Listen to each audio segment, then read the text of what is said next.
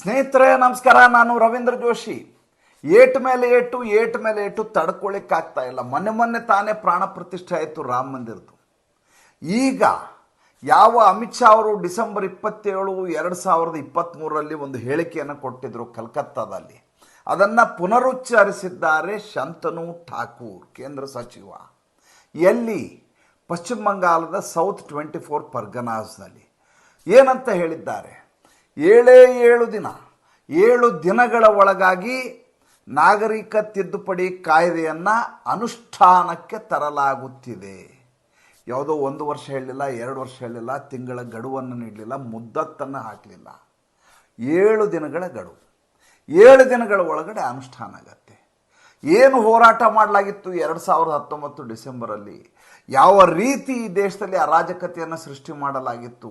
ಈ ದೇಶದ ಮುಸಲ್ಮಾನರನ್ನೆಲ್ಲ ಓಡಿಸಿಬಿಡಲಾಗತ್ತೆ, ಅವ್ರನ್ನ ಯಾರನ್ನೂ ಇಲ್ಲಿ ಇಟ್ಕೊಳ್ಳಿಕ್ಕೆ ಬಿಡ್ತಾ ಇಲ್ಲ ಅಂತ ಶಾಹೀನ್ ಬಾಗ್ನಲ್ಲಿ ದೊಡ್ಡದಾದಂಥ ನಿರಂತರವಾದ ಪ್ರತಿಭಟನೆಯನ್ನು ಮಾಡಿಸಲಾಯಿತು. ಮತ್ತು ಈ ದೇಶದ ಬುರ್ಖಾಧಾರಿ ಜನರನ್ನು ಮುಂದೆ ಕೂಡಿಸಿಕೊಂಡು ನರೇಂದ್ರ ಮೋದಿ ಸರ್ಕಾರವನ್ನು ಅಸ್ಥಿರಗೊಳಿಸಲಿಕ್ಕೆ ವಿಪಕ್ಷಗಳು ಇನ್ನಿಲ್ಲದ ಹಾಗೆ ಪ್ರಯತ್ನವನ್ನು ಮಾಡಿದ್ದವು.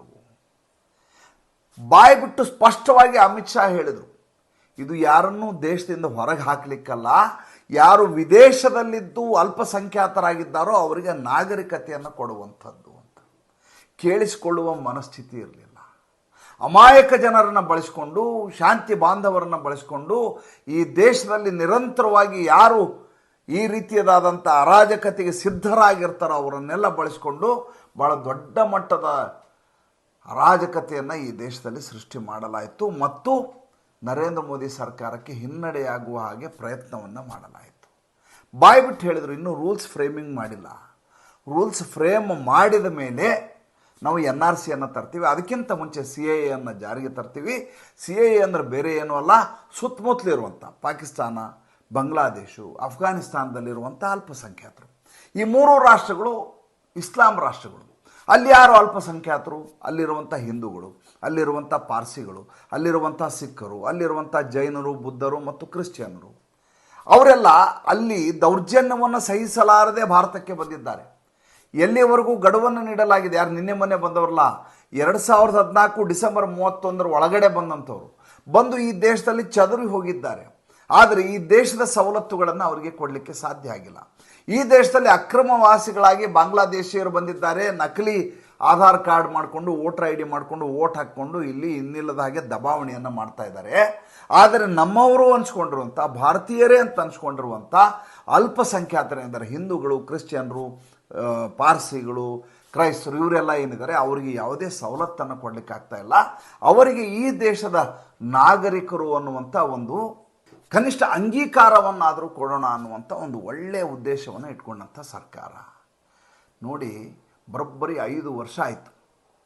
5 ವರ್ಷ, 4.5 ವರ್ಷ, ಇಷ್ಟು ದಿವಸದ ಮೇಲೆ ಈಗ ಇಂಥದ್ದೊಂದು ಕಾಯ್ದೆಯನ್ನು ಜಾರಿಗೆ ತರಲಿಕ್ಕೆ ಸಾಧ್ಯ ಆಗ್ತಾ ಇದೆ. ಅಂದರೆ ಸಾವಧಾನದಿಂದ ಇದ್ದರೆ ಎಲ್ಲವೂ ಸಾಧ್ಯ ಅನ್ನುವುದಕ್ಕೆ ಇದಕ್ಕಿಂತ ಒಳ್ಳೆಯ ಉದಾಹರಣೆ ಬೇಕಾಗಿಲ್ಲ. ಈಗ ಯಾಕೆ ಈ ಮಾತನ್ನು ಹೇಳಿದರು ಶಂತನು ಠಾಕೂರ್ ಅವರು? ಯಾಕೆ ಈ ಮಾತನ್ನು ಹೇಳಿದರು ಅಂತಂದರೆ, ಯಾರು ಕಳೆದ 9.5 ವರ್ಷದಿಂದ ಇದಕ್ಕೋಸ್ಕರ ಕಾಯ್ತಾ ಇದ್ದಾರೆ, ಅವರು ಈಗಲೂ ಕೂಡ ಇಂಥದ್ದೊಂದು ಅವಕಾಶದಿಂದ ವಂಚಿತರಾದರೆ ಮತ್ತೆ 6-7 ತಿಂಗಳು ಚುನಾವಣೆ ಬಂದ್ಬಿಡುತ್ತೆ. ಚುನಾವಣೆ ಆದಮೇಲೆ ಮತ್ತೆ ಸರ್ಕಾರ ರಚನೆ ಆಗಬೇಕು. ಸರ್ಕಾರ ರಚನೆ ಆದಮೇಲೆ ಇದನ್ನು ಅನುಷ್ಠಾನಕ್ಕೆ ತರಬೇಕು. ಒಂದು ಸಲ ನೀತಿ ಸಂಹಿತೆ ಜಾರಿ ಆದಮೇಲೆ ಯಾವುದೇ ರೀತಿಯಾದಂಥ ಕ್ರಮ ಕೈಗೊಳ್ಳಲಿಕ್ಕಾಗೋದಿಲ್ಲ.